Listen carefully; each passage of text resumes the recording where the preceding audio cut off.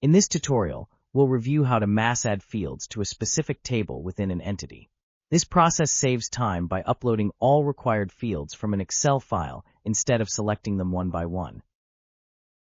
As a prerequisite, ensure you have the Excel template saved on your local drive. If you don't have it, request it from the Onibex team. Now, back in the SAP Data Modeler, the first step is to click on Entity Actions.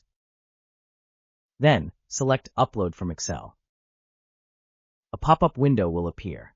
First, select the location of your file by clicking the match code. In the file browser, locate and select the Excel document with the fields, then open it. On the next field, Sheet Name, type the name of the Excel sheet that contains the new fields. For this example, we will type material_master. Finally, make sure to select Load Entity Column Data for this process.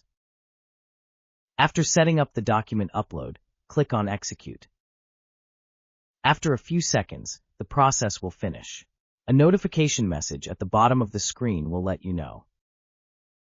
Next, confirm that the new columns were added to the desired table within the entity by double-clicking the entity. Click on Change. In the entity configuration, scroll down to locate the domain field list. Within the list, scroll to find the newly added fields along with their assigned aliases.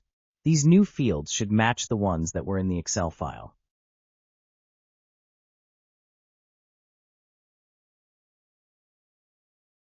After reviewing the new fields and confirming they are correct, save your configuration by clicking Save Customizing. An information window will appear indicating that changes were detected in the table and its fields. This will trigger a regeneration of the entire entity structure. Click Continue. To complete the saving process, select the package and then click Save.